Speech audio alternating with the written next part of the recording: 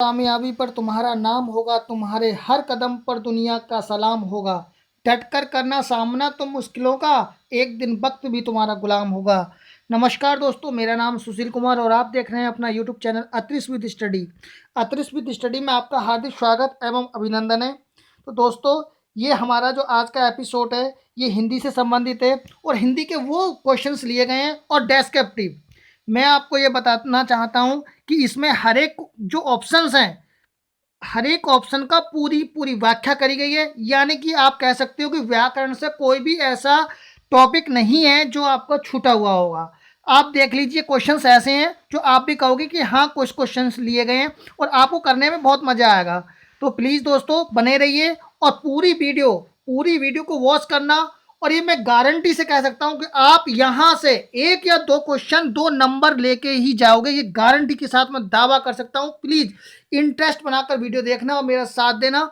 और एक एक क्वेश्चन की, एक एक ऑप्शन की अगर मैं व्याख्या करूंगा तो यानी कि इसमें 30 भी क्वेश्चन हुए तो 120 क्वेश्चंस आपके कंप्लीट होंगे दोस्तों। ये नहीं है कि जैसे और भी यूट्यूबर हैं कि हाँ इसका ये सही है आगे बढ़ गए, इसका ये सही है आगे बढ़ गए। एक वीडियो को बनाने में बहुत टाइम लगता है। और प्लीज़ मेरी आपसे सिर्फ एक विनती है और रिक्वेस्ट भी मान लो, कुछ भी है, कि प्लीज़ लाइक एंड सब्सक्राइब करना और इसको शेयर जरूर करना कि किसी और का भी, जैसे हम हमारे भाई बहन हैं, उनका भी भला हो। देखना सर, आप देखो ये वाले क्वेश्चन, सारे क्वेश्चंस वो क्वेश्चंस लिए गए हैं जो आप भी ये कहोगे कि हाँ, हर एक मतलब कोई भी टॉपिक ऐसा है नहीं जो छूटा हुआ होगा। तो चलो बिना देरी करते हुए करते हैं अपनी क्लास को प्रारंभ। और प्लीज़ स्टार्टिंग में थोड़ा सा आपको बोरिंग तो लगेगी क्लास, बोरिंग ये जरूरी नहीं बोरिंग, आप इंटरेस्ट बनाना। हर एक एक ऑप्शंस को मैं यहाँ पर सबके साथ मिलकर हम और आप दोनों जने करेंगे सबके साथ अपने क्वेश्चनों को। यस, चलते हैं, करते हैं अपने क्वेश्चन को प्रारंभ। तो हो जाइए तैयार। और प्लीज़ मेरी आपसे एक रिक्वेस्ट हो रही है, ये है कि आप प्लीज़ अपनी नोटबुक और पेन निकाल लीजिए, क्योंकि यहाँ पर आप स्क्रीनशॉट भी लेंगे वो ले लेना, आपकी इच्छा है, पर मेरे साथ लिखते रहेंगे, ये बहुत ज़रूरी है क्योंकि आपका आपने नोट्स बनाना। चलो क्वेश्चन को करते हैं। ये रहा पहला क्वेश्चन।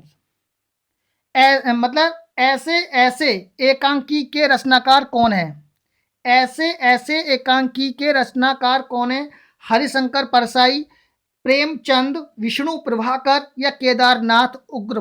बताइए दोस्तों, ये जो आप वीडियो है, मतलब कि जो आप एग्जाम दे रहे हैं, चाहे वो सुपर टेट हो, चाहे वो यूपी टेट हो, एमपी टेट हो, बिहार टेट हो, यूपी पुलिस, दिल्ली पुलिस, किसी भी हर एक एग्जाम के लिए वेरी वेरी इंपॉर्टेंट क्या सीरीज होने वाली है। यस, तो हो जाइए तैयार, करते हैं क्वेश्चन को प्रारंभ। ऐसे ऐसे एकांकी के रचनाकार कौन है? हरिशंकर परसाई, प्रेमचंद, विष्णु प्रभाकर। बताना दोस्तों कौन है। यस, मैं आपका वेट कर रहा हूं आपके आंसर का।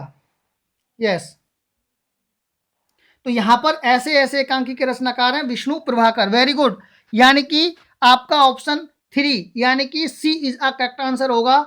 ऐसे ऐसे ऐसे ऐसे एकांकी के रचनाकार कौन है? विष्णु प्रभाकर। लिख लेंगे, ऐसे ऐसे एकांकी के रचनाकार कौन है? विष्णु प्रभाकर। इसमें क्या है, इसमें बच्चों के नाटक दिखाए गए हैं। जो ऐसे ऐसे एकांकी, इसमें क्या करा गया है, बच्चों के नाटकों को उसमें दिखाया गया है। अब आती है, देखो अब मैं आपको इनके और भी हैं, यहाँ से इन चीज़ों को लिखेंगे जो मैं फैक्ट अब आपको लिखवाना चाह रहा हूँ। इनके आगे के और भी फैक्ट हैं, इनको लिखेंगे। अर्धनारीश्वर, अर्धनारीश्वर, अर्धनारीश्वर, अर्धनारीश्वर इन्हीं की रचना है, अर्धनारीश्वर। आगे दूसरी लिखेंगे आवारा मसीहा। वेरी इंपॉर्टेंट है ये चीज, तो वेरी वेरी इंपॉर्टेंट। आवारा मसीहा, आवारा मसीहा, आवारा मसीहा। आगे लिखेंगे क्षमादान, क्षमादान, क्षमादान भी इन्हीं की है।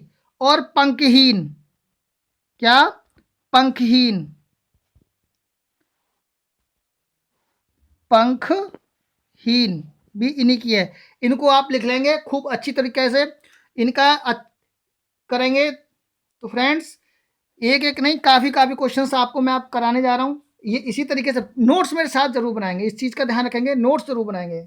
विष्णु प्रभाकर ने अपना पहला नाटक कब लिखा, यहाँ से लिखेंगे। विष्णु प्रभाकर जी ने अपना पहला नाटक कब लिखा था, यानी कि वो कौन सा नाटक था जो पहला पहला नाटक था, प्रथम नाटक, उसका नाम था हत्या के बाद। हत्या के बाद लिखा, इनका पहला नाटक था जो हत्या के बाद लिखा। और इनका जन्म कहाँ हुआ था, विष्णु प्रभाकर जी का जन्म 21 जून 1912 में मुजफ्फरपुर जिले के मीरापुर गांव में हुआ था, और ये कहाँ है, उत्तर प्रदेश में। इस चीज को आप लिख लेंगे। ठीक है दोस्तों, क्लियर, समझ में बात आ गई। अब दोबारा रिकॉल करता हूं, यानी कि क्वेश्चन था ऐसे ऐसे के एकांकी रचनाकार कौन है, वो कौन है, विष्णु प्रभाकर। और विष्णु प्रभाकर का जो आगे और भी इन्होंने लिखा है, अर्धनारीश्वर, आवारा मशिया, क्षमादान और पंकहीन, इनके सारे क्या हैं, ये नाटक हैं। किसके, विष्णु प्रभाकर जी के, जो मैंने आपको लिखवाए हैं। 21 जून 1920 में मुजफ्फरपुर जिले के मीरापुर गांव जो उत्तर प्रदेश में है, किसमें, उत्तर प्रदेश में इनका जन्म हुआ था। अच्छी तरीके से लिख लेंगे। और आखिर जो इनको प्रथम नाटक का नाम क्या था जो मैंने अभी लिखवाया है, हत्या के बाद लिखा। क्या है उसका नाम, हत्या के बाद, हत्या के बाद लिखा। ये आराम लिख लेंगे। और चलते हैं नेक्स्ट क्वेश्चन पर। एक एक चीज को बस आज मतलब इंटरेस्ट से, मजे से बिल्कुल करेंगे पूरा। पुल्लिंग शब्द ढूंढिए। क्वेश्चन नंबर 2, पुल्लिंग शब्द, सफर, दहेज, आवाज, नाक। बताइए दोस्तों क्या होगा। देखो दहेज, सॉरी देह, देह माने कि आपकी देह, यानी कि क्या है, स्त्रीलिंग। आवाज, कैसी है आवाज, क्या कैसा है आवाज, आवाज कैसी है, यानी स्त्रीलिंग की आवाज। नाक, कैसा है नाक, मोटी पतली, मोटी नाक, छोटी नाक, तो स्त्रीलिंग। सफर, सफर कैसा है, पुल्लिंग शब्द। Very good, first is the correct answer. Pulling कौन सा है, first is the correct answer होगा। नेक्स्ट क्वेश्चन पर चलते हैं, अब करते हैं नेक्स्ट क्वेश्चन पर बात। ये रहा next question. Question number 3, Mirabai की रचना नहीं है, मीराबाई की रचना नहीं है, कौन सी नहीं है, नरसी जी का मायरा है, रुक्मणी मंगल, नरसी मेहता की हुंडी, या प्रेम वाटिका। बताएंगे दोस्तों कि मीराबाई की रचना इनमें से कौन सी नहीं है, प्लीज बताएंगे, जल्दी बताएंगे। मैं आपके क्वेश्चन का आंसर का वेट कर रहा हूं, जल्दी बताएंगे कौन सी नहीं है। तो मीराबाई जी की रचना नहीं है, कौन सी नहीं है, प्रेम वाटिका नहीं है। किसकी कौन सी नहीं है, प्रेम वाटिका। तो ये किसकी होगी जो प्रेम वाटिका इनकी नहीं है, इनका नाम बताइए। यस, जल्दी, मैं आपकी वेट कर रहा हूँ क्वेश्चन आंसर का। प्रेम वाटिका किसकी है, वेरी गुड, प्रेम वाटिका है रस खान की। किसकी, रस खान की। लिख लेंगे किसकी है ये, रस खान की प्रेम वाटिका। किसकी है, प्रेम वाटिका है रस खान। किसकी है, रस खान की है प्रेम वाटिका। नरसी जी का मायरा, रुक्मणी और नरसी मेहता की हुंडी, ये किसके हैं, मीराबाई जी की रचना है। एक एक क्वेश्चन में से कई कई आंसर हैं। आप इस एक मतलब कहीं से बच नहीं पाएगा, गारंटी 1 या 2 नंबर आपके 101% हैं। और ये मीराबाई जी कौन थी, मीराबाई ये कृष्ण भक्त थी, है ना। कौन क्या थी ये, कृष्ण भक्त। और मैं थोड़ा इनके बारे में बता देता हूँ, रसखान कौन थे, रसखान के बारे में थोड़ा सुन लेंगे। ये भी कृष्ण भक्त थे, कौन, रसखान कृष्ण भक्त थे। और ये मुस्लिम कवि थे, पहले वैसे मुस्लिम भक्त थे जो कृष्ण भक्त थे। और विठल लाल के इनके शिष्य का नाम क्या था, किसके, रसखान के शिष्य का नाम क्या था, विठल नाथ के शिष्य थे। समझ में आ रही है, यस, वेरी गुड। और इनकी कुछ और भी रचना है, जैसे कि सुजान। अगर आपसे कोई पूछ ले सुजान, सुजान किसकी है, सुजान किसकी है, ये रसखान की है। किसकी, सुजान। और दान लीला, दान लीला, दान लीला किसकी है, यही रसखान की है। और अष्ट आयाम, अष्ट आयाम, अष्ट आयाम भी इन्हीं की है, रसखान की। मैं आपको थोड़ा जल्दी में अभी और थोड़ा सा इनके बारे में बता देता हूँ, मीराबाई जी के बारे में। तो मीराबाई जी कौन थी, ये थी कृष्ण भक्त थी। कैसी कवयित्री थी, कवयित्री लिखना सीख लो, कभी बहुत कई बार आता है शुद्ध शब्द लिखना कवयित्री का, तो कवयित्री लिखा जाता है ये इस तरीके से, ये है कवयित्री शुद्ध शब्द। तो कैसी कवयित्री थी, कृष्ण भक्त कवयित्री थी, हैं। और इनके गुरु का नाम क्या था, मीराबाई के गुरु का नाम, मीराबाई जी के गुरु का नाम था, बताइए, यस, संत रैदास। को क्या था, संत रैदास, संत रैदास किसका नाम था? मीराबाई जी के गुरु का नाम क्या था? संत रैदास। और इन्हीं को हम क्या कहते हैं? रविदास। क्या कहते हैं? रविदास। लिख लेंगे रविदास। इनकी कुछ रचनाएं हैं, इन रचनाओं के बारे में मैं आपको बताता हूँ। ये कृष्ण भक्त की उपासना करती थी, कृष्ण भक्त थी और कृष्ण को अपने प्रीतम यानी पति के रूप में इन्होंने स्वीकार किया। इनकी रचनाओं का संकलन क्या है? पदावली। सारी जिनकी रचना है उसमें इनके सब में एक में पदावली में रचना समाहित इन्होंने संकलन कर दिया है। जैसे गीत गोविंद, नरसिंह जी के मायरे, राग सोरठा। अगर ये वाली बात आ जाए ना, राग सोरठा, राग सोरठा, टीजीटी पीजीटी, बहुत डीप। ये जो आज का वीडियो होने वाला है दोस्तों, 1 घंटे से ज़्यादा भी चलेगा। प्लीज़ अपना मतलब बहुत स्लो आवाज़ करके बनाते रहना, बस नोट्स बनाना। आज राग सोरठा इन्हीं की है। राग गोविंद, राग गोविंद, एक ही जगह से सारा मैटर मिल जाना बहुत बड़ी बात समझो। राग गोविंद,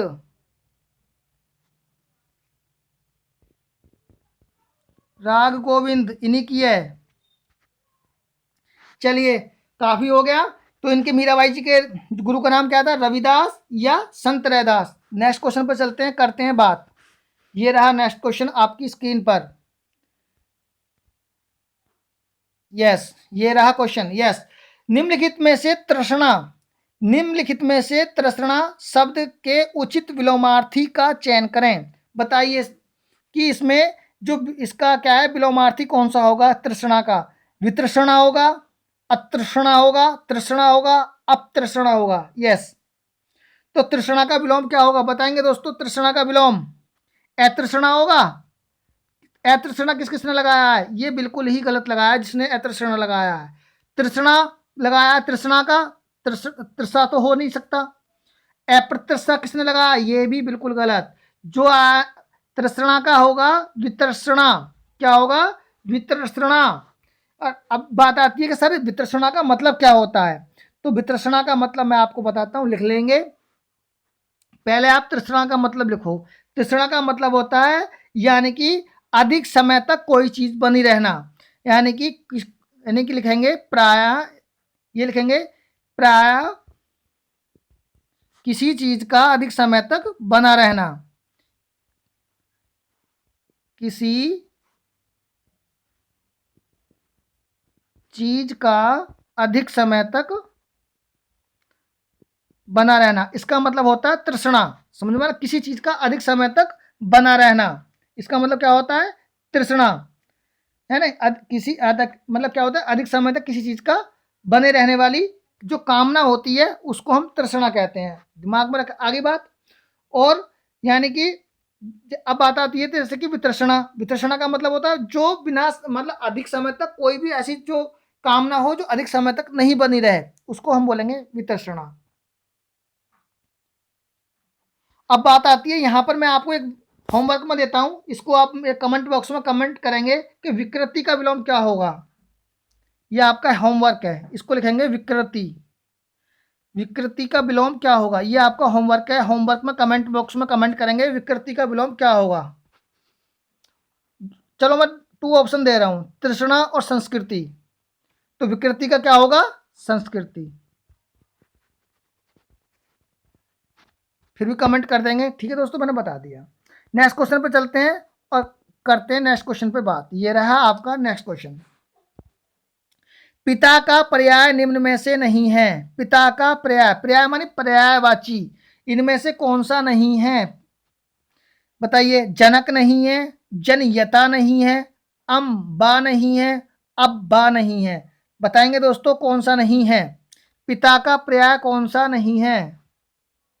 वेरी गुड, यानी कि 3 is a correct answer, C is a correct answer होगा। अम्बा, अम्बा नहीं होगा, अब्बा तो होता है ना। जनयता भी होता है, जनना वाला, और जनक, जनक भी होता है। Very good. और भी लिखेंगे। अब मैं आपको एक होमवर्क में देता हूं पत्ते का, यानी कि सॉरी मैं, चलो अब मैं आपको देता हूं, बताना है आपको पात किसका होगा और पर्ण किसका होगा और पल्लव किसका होगा। ये किसके पर्यायवाची हैं, इनको बताएंगे आप। पात पर्ण और पल्लव कमेंट बॉक्स में कमेंट करेंगे ये किसके पर्यायवाची हैं। नेक्स्ट क्वेश्चन पर चलते हैं, बात करते हैं नेक्स्ट क्वेश्चन। ये रहा नेक्स्ट क्वेश्चन आपकी स्क्रीन पर, प्लीज जल्दी पढ़ेंगे और इसका आंसर देंगे। यस, कष्ट सहने पर उतारू होने पर कष्ट का डर नहीं रहता, अर्थ में सही लोकोक्ति क्या है? यानी कष्ट सहने पर उतारू होने पर कष्ट का डर नहीं रहता, अर्थ के लिए सही लोकोक्ति कौन सी है? यानी कि कोयल होए न उजली, सोमन साबुन लाई, है ना, ओखली में सिर दिया तो मूसलों से क्या डरना, जो गुड़ खाए वही कान छिदवावे, कांठ की हांडी बार बार नहीं चढ़ती। यस, यानी कष्ट सहने पर उतारू होने पर कष्ट का डर नहीं रखता। आप बिल्कुल वेरी गुड, सही जा रहे हैं। यानी कि जब ओखली में सिर दिया तो मूसलों से क्या डरना, यानी कि जब कष्ट तो है ही, वो जब कष्ट तो इसमें है ही, तो इसका मतलब ओखली में सिर दिया तो मूसलों से क्या डरना। यानी कि B is a correct answer second, यानी कि your will be answer will be going to कहां जा रहा है? सेकंड। यस, नेक्स्ट इस पर बात करते हैं। ओखली का तो हो गया, यानी कि कष्ट सहने पर उतारू होने पर कष्ट में डर नहीं लगता। नेक्स्ट अगर हम बात करें, जो गुड़ खाए वही कान छितवाए, यानी कि जो गुड़ खावे यानी कि जो आनंद लेता है वही परिश्रम भी करेगा, इसका मतलब हो गया ये। सही है ना। कांठ की हांडी बार बार नहीं चढ़ती, इसका मतलब क्या हुआ? यानी छल कपट का व्यवहार हमेशा नहीं चलता। इसका मतलब कांठ की हांडी बार बार नहीं चलती, इसका मतलब क्या हुआ? इसका मतलब हुआ कि छल कपट का व्यवहार ज्यादा दिन तक हमेशा नहीं चलता। और जो गुड़ खाएगा वही कान छितवावे, इसका मतलब क्या हुआ? जो आनंद लेता है, इसका मतलब वही परिश्रम भी करता है। ओखली में सिर दिया तो इसका मतलब तो ये समझ में आ ही गया आपको। अब इसका क्या है? कोयल होए न उजली, सो मन साबुन लाई, इसका मतलब हुआ यानी कि कितना भी प्रयत्न किया जाए स्वभाव इंसान का नहीं बदलता। यानी कि समझ में बता रही होगी, कोयल होए न उजली, सोमन साबुन लाई, इसका मतलब हुआ कि आप कितना भी प्रयत्न किया जाए, जिसका इंसान का स्वभाव जैसा है वैसा ही बना रहता है। तो I hope we are understand very well. चलते हैं next, going to answers. Yes, ये रहा स्क्रीन पर आपके सवाल। प्लीज सबसे पहले कमेंट बॉक्स में कमेंट करेगा जो बच्चा इंटेलिजेंट बच्चा होगा वो। निम्नलिखित में से कौन सा अष्ट छाप में शामिल नहीं है? वेरी मोस्ट इंपोर्टेंट क्वेश्चन है। 218 में सवाल आया हुआ है जो के तो अष्ट छाप के कभी पूछे थे उसने, तो ये क्वेश्चन आया हुआ है यूपी सुपर टेट में। अब परमानंद दास, कृष्ण दास, नंद दास, सुंदर दास। अगर दोस्तों आनंद आ रहा होगा, खूब मजे से बताएंगे कि निम्नलिखित में से अष्टछाप में शामिल नहीं है। तो अष्टछाप के कवि कौन में शामिल नहीं है? यस, जल्दी बताएंगे। तो अष्टछाप के कवि कौन कौन से होते हैं? अष्टछाप तो इसमें कौन है? Sundar Das. Very good, 4 is a correct answer. Our answer will be going to 4, यानी कि D is a correct answer होगा सुंदर दास। सुंदर दास अष्टछाप के कवि में शामिल नहीं है। तो कौन कौन से शामिल है? अब सर बताना कि आप बताएंगे अष्टछाप के कवि कौन कौन से हैं। तो यस, कौन से हैं? परमानंद दास हैं, कृष्ण दास हैं, नंद दास हैं, और कौन से हैं सर? 8, तो 8 में 3 आपने बता दिए, 5 और बता दीजिए। क्यों ये क्वेश्चन क्या पता है कि आगे और भी आपके लिए कभी परीक्षा में आ जाए, तो प्लीज इसको लिख लेंगे जो मैं आपको लिखवा रहा हूँ। ठीक है, तो अष्टछाप के कवि कौन है? कुंभन दास। कुंभन दास तो इसमें नहीं आए हैं ना, तो लिखेंगे कुंभन दास। क्या लिखेंगे? कुंभन और दास, कुंभन दास। ठीक है दोस्तों। और कौन है? वेरी गुड, कौन है? सूरदास। कौन है? सूरदास। वेरी गुड, कौन है? सूरदास। और कौन है? नंददास। नंददास तो इसमें हैंगे, कृष्णदास भी हैंगे, वेरी गुड हैंगे। और कौन है? चतुर्भुज दास, इसमें लगाएंगे चतुर्भुज दास। कौन है? चतुर्भुज दास, लिख लेंगे चतुर्भुज दास। परमानंद दास, कृष्णदास, नंददास और कुंभन दास, सूरदास, चतुर्भुज दास और छीत स्वामी, गोविंद स्वामी, ये सब अष्टछाप के ही कवि हैं। ठीक है दोस्तों, प्लीज लिख लेंगे। और मैं आपको यहाँ पर सूरदास के बारे में छोटी सी मैं आपको एक बात लिखवाता हूँ, इस चीज़ को आप वेरी इंपॉर्टेंट बात है, इसको आप लिख लेंगे जरूर।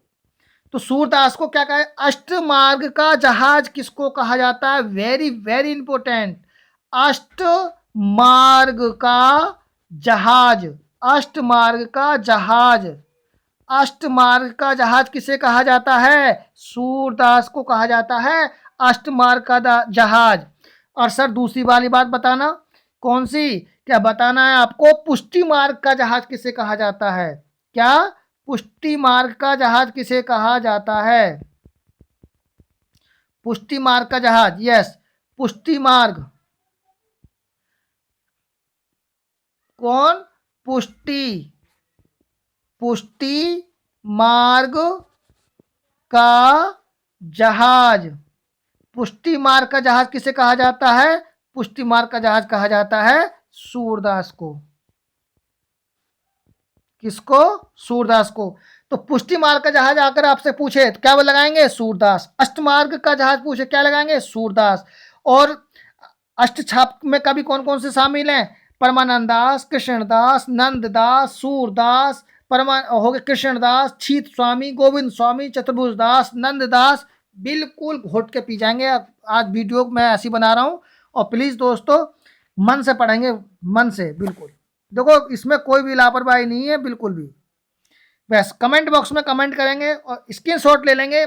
सबसे बड़ी बात तो ये है कि मैं आपसे, तो यही मेरी आपसे रिक्वेस्ट मान लो, एक चाहे कुछ भी मान लो, एक मैं आपसे यही है कि आप मेरे साथ साथ नोट्स बनाएं अपना। रक्षा का तत्भव क्या होगा? कौन बताएगा? रक्षा का तत्भव दीक्षा होगा, राख होगा, रजत होगा, या राखी होगा? प्लीज जल्दी कमेंट बॉक्स में कमेंट करेंगे। रक्षा का तद्भव क्या होगा? रक्षा का तद्भव रूप, यस, रक्षा का तद्भव रूप क्या है? जल्दी बताएंगे। रक्षा। अब आपको आ गया दीक्षा, नहीं। क्या आएगा? राख, नहीं। रजत, नहीं। राखी, वेरी गुड। राखी मैं आपको तो बता देता हूँ, रक्षा के लिए तो बना बांधते हैं राखी। बहन भाई के लिए राखी बांधती है, तो रक्षा के लिए बांधती है। रक्षा का इसका मतलब राखी का क्या होगा? रक्षा। रक्षा का मतलब क्या है? राखी। और राखी क्या है? इसका तत्भव। समझ में बात आ गई? यस। कुछ मैं आपके लिए अलग से तत्सम तत्भव दे रहा हूँ। इन चीज़ों को घर से मेरे यानी कि एक कमेंट बॉक्स में कमेंट करेंगे, जल्दी से लिखेंगे। मैं आपको देता हूँ अमृत। क्या? अमृत। अमृत का क्या होगा? जल्दी बताएंगे। संध्या का क्या होगा? जल्दी बताएंगे। संध्या का क्या होगा? यत्न क्या क्या होगा? यत्न का क्या होगा?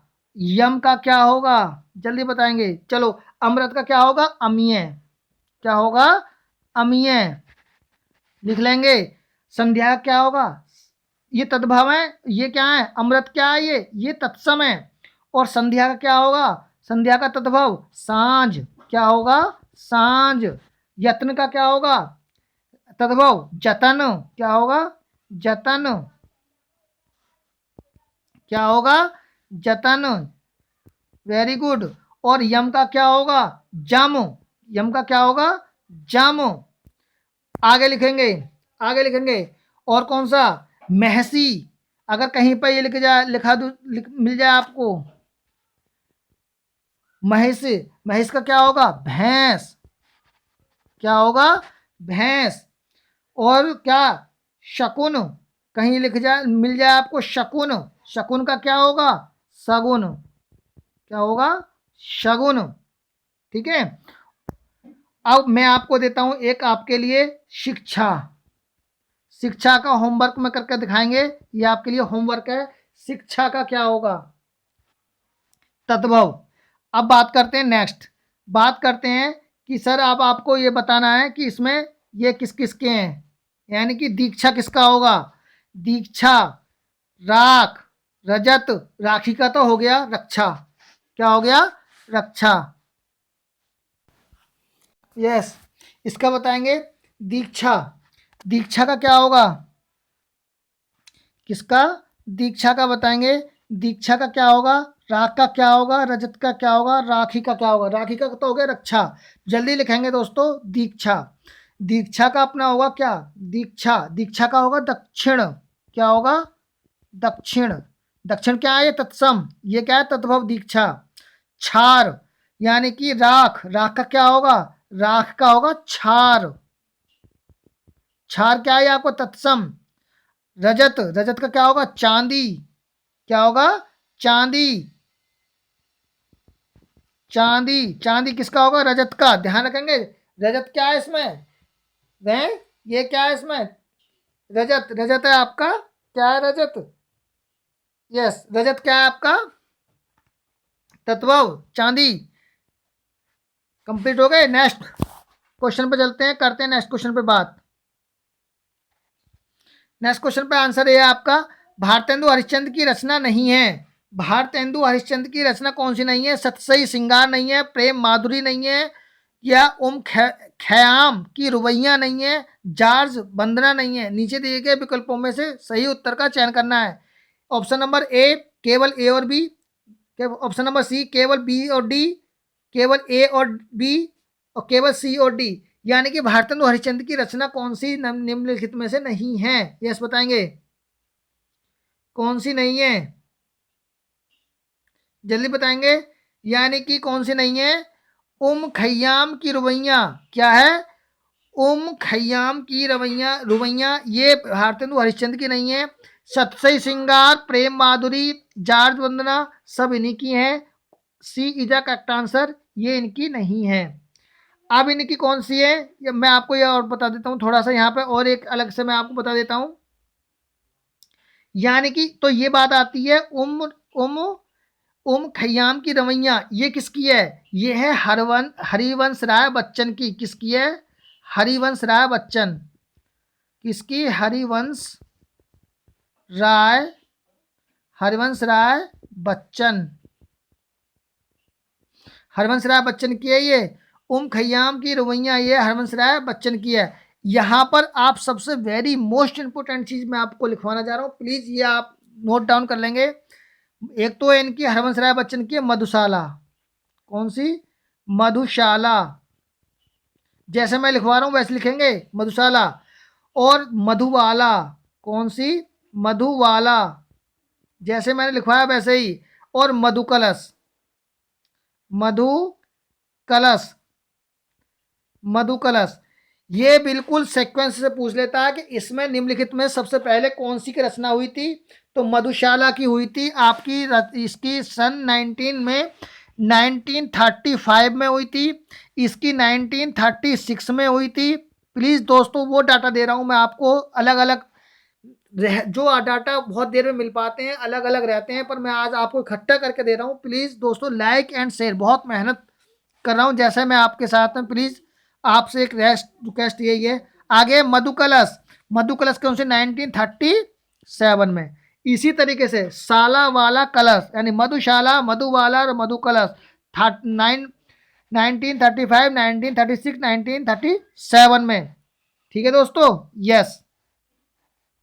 यहां पर मैं आपको एक और बता देता हूं, सतसई सिंगार और लिख लेंगे, सतसई सिंगार, सतसई सिंगार किसकी है, ये बिहारी लाल की है, कौन सी, बिहारी लाल की, बिहारी लाल की सतसई सिंगार किसके, बिहारी लाल की। तो इसका जो आंसर होगा, भारतेंदु हरिश्चंद्र की रचना नहीं है, तो इसमें आप समझ जाएंगे कि कौन सी नहीं है। सही है, समझ में बात आ गई होगी। ये किसकी है, सतसई सिंगार किसकी है, मैंने आपको बता दिया, सतसई सिंगार बिहारी लाल की। ठीक है, और ये क्या है, उस खयाम की रुबैया के हरवंश राय बच्चन की, मधुशाला, मधुबाला, मधुकलश 1935, 1936, 1937। और इसमें कौन है, प्रेम माधुरी और जॉर्ज वंदना, यानी कि बी और डी कहाँ पर है, बी और डी केवल, यानी कि ये आपका करेक्ट आंसर होगा। ठीक है दोस्तों, यस। यानी कि हर एक ऑप्शन में आपको मैं एक एक चीज निकाल के दे रहा हूँ दोस्तों, ये नहीं है कि मैंने ये आंसर लगा दिया, हाँ जी इसका ये है, आगे चलो आगे चलो, ऐसा कुछ नहीं है। एक एक चीज का मैं डीपली, बिल्कुल डीपली में, ऐसा समझो आपकी बहुत बड़ी तैयारी चल रही है। सही है, नेक्स्ट क्वेश्चन पे बात करते हैं, और ये अपने दिल से पूछना कि चल रही है या नहीं चल रही है, मैं किस तरीके से आपको पढ़ा रहा हूँ। क्वेश्चन नंबर 10, किस शब्द में अव्ययी भाव समास नहीं है, निम्नलिखित में से किसमें अव्यय भाव समास नहीं है? भरपेट में नहीं है, या सज्जन में नहीं है, अनुसार में नहीं है, प्रतिदिन में नहीं है, किस में नहीं है? यानी कि निम्नलिखित में से किस में अव्यय भाव समास नहीं है? बताएंगे। अव्यय भाव समास में क्या होता है? समास कहते किसे हैं? समास यानी कि शब्दों के समास किसे कहते हैं? समास कहते हैं, लिख लेंगे। समास दो शब्दों से मिलकर बने सार्थक शब्द को क्या कहते हैं? समास।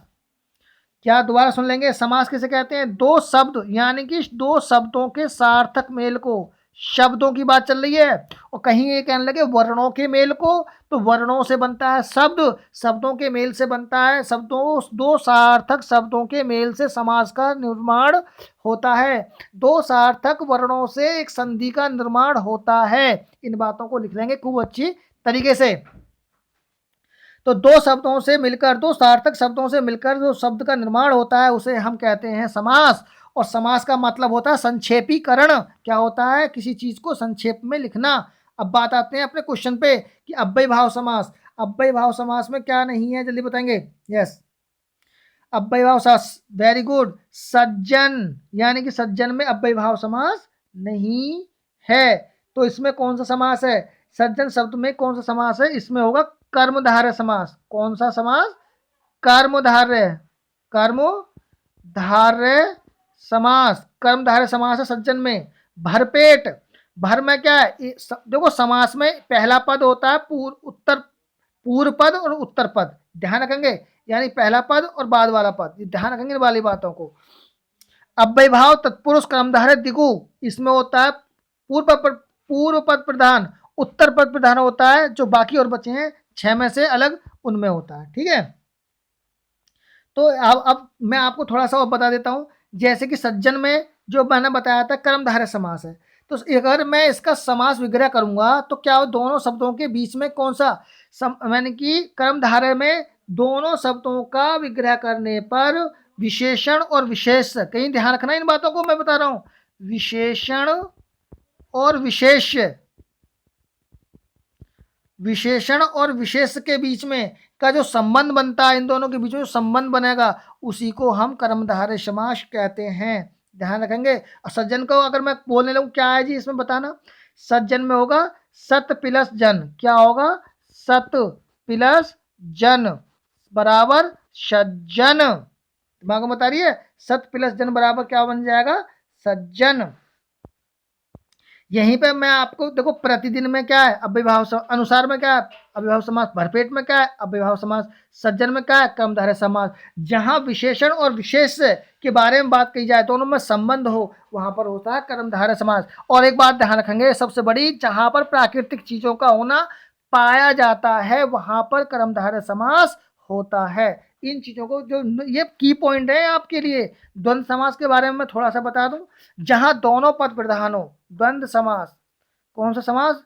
द्वंद्व समास में होता है दोनों पद प्रधान हो, दोनों पद। और दोनों पद की बात कहां पे आती है? उत्तर पद और पूर्व पद, जिसमें दोनों पद क्या हो? प्रधान। दोनों पद प्रधान हो, जिसमें दोनों पद प्रधान हो, वहां क्या होगा? कौन सा समास होगा? यानी कि द्वंद्व समास। और सबसे बड़ी बात है इसमें क्या? एक योजक चिन्ह लगा हुआ होगा मध्य में। कौन सा? संयोजक चिन्ह। बीच में इस तरीके से संयोजक चिन्ह लगा हुआ होगा, ध्यान रखेंगे। वो क्या होगा? द्वंद्व समास। नेक्स्ट क्वेश्चन पे चलते हैं, नेक्स्ट क्वेश्चन पे बात करते हैं। यस, नेक्स्ट क्वेश्चन ये है आपके। थोड़ा सा मैं वहां से और भी बात कर लेते हैं, यानी कि प्रतिदिन हो गया। चलो नेक्स्ट क्वेश्चन पे ही बात कर लेंगे। चलो इसी में थोड़ा सा कुछ और समझा दूं, रुको जाओ थोड़ा सा। यस, देखो अव्ययभाव समास हो गया, द्विगु समास हो गया। और मैं जैसे द्विगु समास के कुछ उदाहरण हैं, जैसे कि पाप पुण्य, पाप और पुण्य, पाप और पुण्य। ये आप बताएंगे पाप पुण्य में कौन सा समास है? बताएंगे। पाप और पुण्य द्वंद्व समास, वेरी गुड। कौन सा? द्वंद्व समास। द्विगु समास नहीं, सॉरी, मुंह में से निकल गया होगा, उसको सही कर लेंगे। क्या है? द्वंद्व समास। जिसमें दोनों पद प्रधान होते हैं, द्वंद्व समास होता है। मैं बार अब रिकॉल कर देता हूँ, अगर मेरे मुंह में से निकल गया होगा। द्विगु समास, द्विगु में मतलब संख्या का बोध होता है, इसमें संख्या का बोध नहीं होता, ध्यान रखेंगे प्लीज। जहां पर दोनों में प्रतिद्वंदी शब्द ये आता है, संयोजक चिन्ह आता है, वहां पर द्वंद्व समास होता है, ध्यान रखेंगे वो इस तरीके से। पाप पुण्य, सुख दुख, है ना, ध्यान रखेंगे किसके हैं, द्वंद्व समास के ही उदाहरण है। अब बात करते हैं, छोटी सी जल्दी से बात कर लेते हैं द्विगु समास की। अब द्विगु समास जिस समास में पहला पद यानी कि पूर्व पद, पहला पद यानी पहला पद क्या बोलेंगे, पहला पद,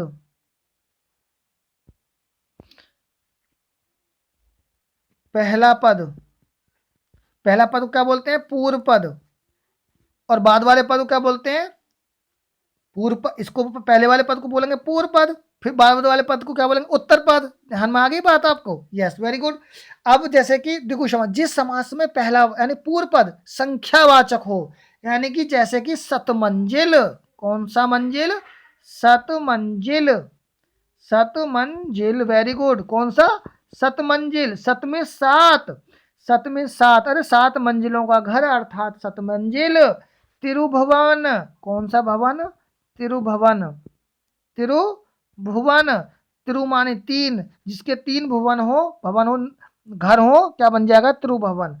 तो दिमाग में बात आ गई होगी। कर्मधारय के बारे में मैंने बता दिया, जिस समास का पूर्व यानी पहला पद क्या हो, विशेषण हो, और बाद वाला पद यानी उत्तर पद विशेष से हो, कर्मधारय समास कहलाता है। और जैसे कि पीतांबर, मैं उसके कर्मधारय के कुछ आपको बता देता हूं, जैसे पीतांबर, कौन सा अंबर, पीतांबर, पीतांबर में कौन सा है, आप कर्मधारय समास। पीत माने क्या होता है, पीत माने होता है, मैं आपको बताता हूं, पीत मीन्स होता है पीला, पीत मीन्स पीला, पीत मीन्स क्या हो जाएगा, पीला, पीत मीन्स हो जाता है पीला, वेरी गुड। पीत मीन्स पीला, यानी पीला है जो अंबर, ध्यान रखेंगे, पीला है जो अंबर अर्थात पीतांबर, यानी कि पीले वस्त्र को धारण करने वाले पीतांबर। चंद्रमुखी, क्या अगला वर्ड है, चंद्रमुखी, क्या है, चंद्रमुखी, कौन सा, चंद्रमुखी, चंद्रमुखी में कौन सा है, चंद्र के समान मुख वाला, आधार चंद्र के समान मुख वाली, क्या होगा, चंद्रमुखी, चंद्रमुखी। और मुख क्या है, एक मुख है उसका चंद्र की तरह। चंद्र क्या है, प्राकृतिक चीजों का, यानी कि जहाँ विशेषण और विशेष का होना पाया जाता है, वहां क्या कौन सा समास होता है, कर्मधारय समास। बात करते हैं जल्दी जल्दी, फास्ट आगे चले हैं, बहुब्रीहि समास पे थोड़ा सा और बात कर लेते हैं। देखो हर एक टॉपिक को छूंगा, पूरा टॉपिक कंप्लीट करूंगा मैं आपका आज। ये है बहुब्रीहि समास, थोड़ा सा बहुब्रीहि समास में भी हम आपको बता देते हैं। बहुब्रीहि समास, बहुब्रीहि समास, बहुब्रीहि समास के मतलब क्या होता है समझेंगे। जिस समास में दोनों पदों के मध्य से एक विशेष यानी तीसरे का बोध होता हो, यानी कि जिस समास में दोनों पदों के मध्य से किसी तीसरे का बोध होता हो, वहां बहुब्रीहि समास होता है। जैसे कि गिरिधर, जैसे कि गिरिधर, है ना, जैसे कि गिरधर, यानी कि गिर माने गिरी, यानी गिरी को धारण करने वाला, किसको धारण करने वाला, गिरी को धारण, गिरी को धारण करने वाला अर्थात गिरिधर, है ना। जैसे कि मक्खी चूस, बहुत इंपॉर्टेंट है, इसको लिखेंगे, मक्खी चूस, कौन सा चूस, मक्खी और चूस अर्थात मक्खी चूस, यानी कि बहुत कंजूस, क्या बोलेंगे उसको, बहुत कंजूस अर्थात मक्खी चूस।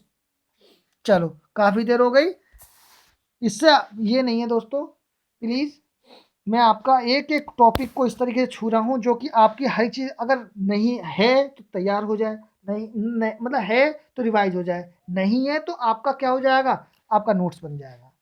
यस, नेक्स्ट क्वेश्चन में बात करते हैं। नेक्स्ट क्वेश्चन पे ये रहा आपकी स्क्रीन पर, चलते हैं। एकांकी शब्द में कौन सा समास है, एकांकी शब्द में कौन सा समास है, अव्ययी भाव समास है, द्वंद्व समास है, द्विगु समास है, बहुब्रीहि समास है, जल्दी बताएंगे, सबसे प्यारा जो बताएगा वो सबसे प्यारा। यस, एकांकी शब्द में कौन सा समास होगा, जल्दी बताएंगे। यस वेरी गुड, किसने बताया एकांकी समास में, वेरी गुड, कौन सा समास होगा एकांकी में होगा, वेरी गुड, किसने बताया एकांकी में कौन सा समास होगा, वेरी गुड। किसने बताया? द्विगु समास होगा। Very good. कौन समास होगा? द्विगु समास। ये अब एकांकी का मतलब क्या होता है? यानी कि एक अंक का नाटक। एकांकी का मतलब क्या होता है? एक अंक का नाटक अर्थात एकांकी, यानी कि एक तरफा। क्या बोलेंगे इसको? एक तरफा। एक तरफा यानी कि एक ही तरह से, यानी एक ही तरह से एक तंत्र, यानी जिसका एक ही राजा होता है, यानी कि उसको बोलते हैं एक तरफा। अगर कहीं पे आपको ये भी लिखा मिल जाए ना, एक तरफा में कौन सा नाटक हो, कौन सा समास होगा, तो एक तरफा में क्या होगा? आपका द्विगु समास। सही है। अगर कहीं ये लिखा हो जाए एक तंत्र, एक तंत्र मिल जाए आपको लिखा हुआ, इसका मतलब क्या होगा? यानी कि जिसका राजा एक होता है अर्थात एक द्वंद, क्या? द्विगु समास। एक तरफा पर एक तरफ ही, यानी कौन सा होगा? आपका द्विगु समास। देखो बहुब्रीहि समास को मैंने आपको बता दिया, अव्यय भाव को मैं समझा दिया, द्विगु समास, द्वंद्व समास, बहुब्रीहि समास, इन सब को समझा दिया मैंने खूब अच्छी तरीके से। नेक्स्ट क्वेश्चन पे चलते हैं, करते हैं बात। यस। निम्न में से देशज नहीं है। निम्न में से देशज नहीं है। कौन सा नहीं है? बीनड़ी। कौन सा है? बीनड़ी। बीनड़ी नहीं है। लुगाई नहीं है। बीवी नहीं है। गजवड़। गजवड़ नहीं है। कौन सा नहीं है? बताइए दोस्तों। बीनड़ी नहीं है, लुगाई नहीं है, बीवी नहीं है, या गजवड़। वेरी वेरी इंपॉर्टेंट क्वेश्चंस लिए गए हैं जो आपको भी इंटरेस्ट आ रहा होगा याद करने में, यानी कि क्वेश्चनों को करने में। यस। देशज शब्द नहीं है, बताएंगे दोस्तों कौन सा नहीं है। Very good. यानी कि सी इज द करेक्ट आंसर। भैया बीवी नहीं है, बीवी ये अपना देशज शब्द नहीं है। तो अब बताओ सर ये कौन सा शब्द है? अगर बीवी शब्द आपका ये देशज नहीं है, तो बीवी शब्द कौन सा शब्द है? ये बताएंगे आप, कमेंट बॉक्स में कमेंट करेंगे। चलो मैं बता देता हूँ क्या नहीं है। तुर्की शब्द है ये। कौन सा शब्द है? तुर्की। कौन सा? तुर्की शब्द है। कौन सा? बीवी। बीवी कौन सा शब्द है? तुर्की। बीननी, अरे बीननी कौन सा शब्द है? ये हमारा देश शब्द है। लुगाई देश शब्द है। गजवड़, पानी गजवड़ है, कौन सा शब्द है? ये है आपका देश शब्द है।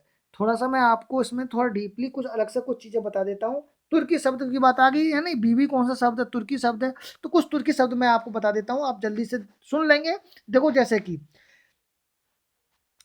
थोड़ा सा मैं पहले इसके बारे में बताता हूँ कि ये अगर विदेशी शब्द है, ये देशज नहीं है, तो कौन सा शब्द है? इनकी का मतलब ये विदेशी शब्द है। तो जिन शब्दों की उत्पत्ति मूलतः मतलब कि जिनका पता ना हो, जिनका पता ना पड़ पाया हो, वो शब्द जो कहलाते हैं ये विदेशी शब्द कहलाते हैं, यानी कि सही है, ध्यान रखेंगे। आगे बात आती है तो देशज शब्द कौन से होते हैं? तो देशज शब्द वे होते हैं, यानी कि जो देशज शब्द कहलाते हैं वे शब्द जिनकी उत्पत्ति मूलतः मतलब हमें पता नहीं है, परंतु उनका क्या है, हमें वो हमारे प्रचलन में चल रहे हैं, है ना? हमारे जो प्रयोग में लाए जाते हैं, है ना? उनका हम बोलते हैं क्षेत्रीय भाषाओं का जिनमें हम प्रयोग किया जाता है, वो हमारे क्या कहलाए जाते हैं? देश शब्द कहलाए जाते हैं। विदेशी शब्द कौन से होते हैं? विदेशी शब्द वे शब्द होते हैं जिनमें विदेशी भाषाओं के मूल शब्द, यानी कुछ तुर्की से आ गए हैं। सही है। तो कुछ तुर्की के मैं आपको शब्द लिखवा देता हूँ जो अधिकतर आते रहते हैं, ध्यान से इनको लिख लेना है। जैसे कि आका। आका आपको दिखाई दे जाए, दिख लेंगे। सही है। उर्दू। उर्दू शब्द ही किसका है? उर्दू शब्द ही तुर्की का है ना? ध्यान रखेंगे। काबू। काबू शब्द आपको दिखाई दे जाए, कौन सा? तुर्की शब्द है। सही है। काबू। खां दिखाई दे जाए, खां। खां शब्द भी कैसा है? तुर्की शब्द है। कैंची। Very good. कैंची शब्द भी दिखाई दे जाए, कौन सा शब्द है ये? कैंची। तुर्की शब्द है, कैंची। ठीक है दोस्तों। कुर्की दिखाई दे जाए, कौन सा? कुर्की, है ना? कलगी दिखाई दे जाए, बहुत आता है ये वाला कलगी। कलंगी, कलगी, कलंगी बहुत आता है। कैलंगी, कलंगी बहुत आता है, ध्यान रखेंगे इस चीज को। चाक, कालीन। कालीन बहुत आता है, कालीन। और आएगा चाक। ये सब तुर्की शब्द में आपको लिखा। तमाशा, कौन सा? तमाशा शब्द, तमाशा भी। तोप लिख लेंगे, तुर्की शब्द में सब। तोप। बारूद, बारूद। बेगम, ये सब तुर्की शब्द लिखवा रहा हूं मैं आपको। बेगम। बहादुर, यहीं से फंस जाएगा कोई ना कोई। बहादुर। मुगल और लाश, ये शब्द सारे ऐसे हैं जो तुर्की शब्द हैं। अब मैं आपको छोटी सी चीज़, जब तुर्की मैंने लिखवा दी है तो देशज शब्द भी तो लिखवाने चाहिए। तो सर जल्दी लिखवा दीजिए। तो लिखिए लोटा। लोटा क्या है? हमारा देसी शब्द। कटोरा, कटोरा। पगड़ी, खिचड़ी, है ना। जूता, है ना। अंटा, तेंदुआ, तेंदुआ देख लेंगे। तेंदुआ हमारा देसी शब्द है। तेंदुआ, तेंदुआ, है ना। फुनगी, ये बहुत बहुत आता है। फुनगी, कई बार आया ये वाला शब्द फुनगी। ठुमरी, है ना। जूता, ठेठ, चिड़िया, ये ध्यान रखेंगे। ये कलई है, कौन से? कलई ना, कलाई। ये सब कौन से शब्द हैं? देशज शब्द हैं। चलते हैं दोस्तों, अगले क्वेश्चन पे बात करते हैं। हरवंश राय बच्चन की आत्मकथा नहीं है। नीड का निर्माण, फिर आज के अतीत, क्या भूलूं क्या याद करूं, सवेरे से दूर। हरवंश राय बच्चन की आत्मकथा नहीं है। प्लीज दोस्तों जल्दी से बताएंगे, कमेंट बॉक्स में कमेंट करेंगे कौन सी नहीं है। यस, जल्दी बताएंगे कौन सी नहीं है। हरवंश राय बच्चन की आत्मकथा नहीं है, कौन सी नहीं है? वेरी गुड, कौन सी नहीं है? Option number B, will be going to our answers is second, यानी कि बी। बी नहीं है। आज के अतीत, आज के अतीत ये आत्मकथा नहीं है, हरवंश राय बच्चन की है। तो किसकी है सर? यस, अभी बताते हैं किसकी है। ये है भीष्म सहानी की। किसकी? तो ये किसकी है? भीष्म सहानी की। लिख लेंगे इसको। किसकी है ये? भीष्म सहानी। किसकी है? भीष्म सहानी की है। कब लिखी थी सर? ये कर रहा था आप इन्होंने 203 में। ठीक है। अब जल्दी जल्दी से एक चीज को कर लेंगे। क्या भूलूं क्या याद करूं, किसकी है? हरवंश राय बच्चन की है। क्या भूलूं क्या याद करूं। Very good. कब करा था इसका निर्माण? ये करा था 1970 में। क्या भूलूं क्या याद करूं, सवेरे से दूर। वेरी गुड, सवेरे से दूर कब करा था सर? ये 1978 में करा था। क्या क्या भूलूं क्या याद करूं, कब क्या था ये? क्या भूलूं क्या याद करूं। इसको मैं थोड़ा सा एक चेंज कर लेंगे। क्या भूलूं क्या याद करूं, मैं एक बार दोबारा दोबारा सबको लिखेंगे। सवेरे से दूर तो मैंने सही लिखवाया। सवेरे से दूर क्या करा था? 1978 में करा था। Very good. क्या भूलूं क्या याद करूं, इसमें थोड़ा सा चेंज कर लेंगे। 1969 में करा था। और सर नीड का निर्माण कब किया था? नीड का निर्माण करा था 19, वेरी गुड, और 70 में। इन चीज़ों को थोड़ा सा यहाँ कर पूछ भी ले तो सन हमें याद होनी चाहिए। और ये कौन सा रह गया अब रह गया है आज के अतीत। और आज के अतीत का निर्माण किसने कराया है? भीष्म सहानी ने कराया 203 में।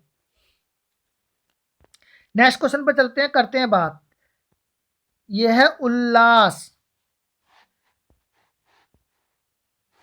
कौन क्या है? उल्लास। उल्लास का संधि विच्छेद होगा। जल्दी से कमेंट बॉक्स में कमेंट करेंगे कौन बताएगा। Yes, very good.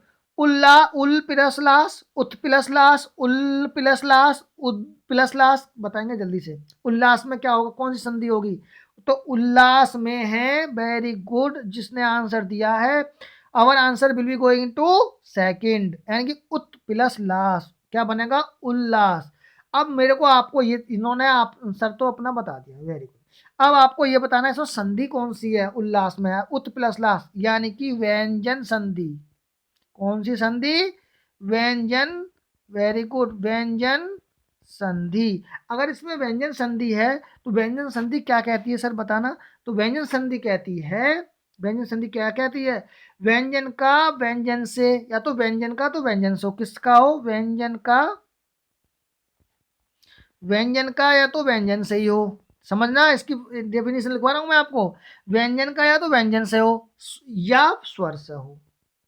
व्यंजन का मेल या तो व्यंजन से हो या व्यंजन का मेल स्वर से हो। इनके मेल होने पर जो भी परिवर्तन होता है वहां पर व्यंजन संधि होती है। समझ में आ रही है? और कौन बताएगा ये इसका मतलब कौन बताएगा? चलिए बताओ, इसका मतलब कौन बताएगा? वेरी गुड, वेरी गुड, बहुत। किसने बताया ये आंसर? हल का मतलब ही व्यंजन संधि होता है। संस्कृत में हल को व्यंजन संधि कहते हैं। अरे समझ गए नहीं?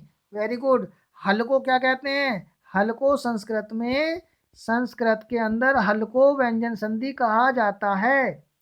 समझ में बात आ गई? और संधि कितने प्रकार की होती है, कौन बताएगा? संधि होती है 3 प्रकार की। सबसे पहले किसने बताया? वेरी गुड, स्वर संधि और व्यंजन संधि और विसर्ग संधि। ठीक है दोस्तों? यस। प्लीज दोस्तों, अभी हमारी वीडियो पूरी नहीं हो पाई है और हम इसका नेक्स्ट पार्ट 14 क्वेश्चन से आगे चलते हैं। और अभी इसका just after that 5 minutes we will be क्या करेंगे? Coming soon. तो नमस्कार। प्लीज दोस्तों, कैसा रहा आज का वीडियो? और आई होप बहुत इंटरेस्टिंग रहा होगा। मैंने हर एक चीज़ को छूने की आपकी कोशिश करी है। एक एक क्वेश्चन को हर एक चीज़ से मैंने बताया था ना, मैंने कि आज का बहुत इंटरेस्टिंग वीडियो होने वाला है। और मैंने हर एक इसमें क्वेश्चन और भी हैं, काफ़ी क्वेश्चन इसमें रह गए हैं। देखो अभी काफ़ी क्वेश्चन रह गए हैं। लास्ट क्वेश्चन कितना है, कौन सा है लास्ट क्वेश्चन है इसमें? 29 यानी 30 क्वेश्चन अभी देखो और रह गए हैं। अब इसका वेट करना, मैं जल्दी ही इसका जो नेक्स्ट है उसको हम करेंगे। 14 तक हमारे क्लियर क्वेश्चन हो गए हैं। तो प्लीज़ आपसे रिक्वेस्ट है, प्लीज़ एक बार फिर आपसे मैं यही कहना चाहता हूँ कि एक बार अपना भला सबका भला। यस, आप समझदार हो, इससे सबका ही भला होगा। यानी कि इसमें हर चीज़ C TET, UP TET, super TET हर एक को लिया गया है। और यूपी पुलिस, दिल्ली पुलिस सबको, एसएससी तक सब चीज़ को, मतलब एक कोई चीज़ छोड़ी ही नहीं है जहाँ से मैंने अगर एक ऑप्शन है तो 4 ऑप्शन है, हर एक को टच करा है। तो आई होप, चलो करते हैं। Thank you very much. Please दोस्तों लाइक एंड सब्सक्राइब कर लेना। यस।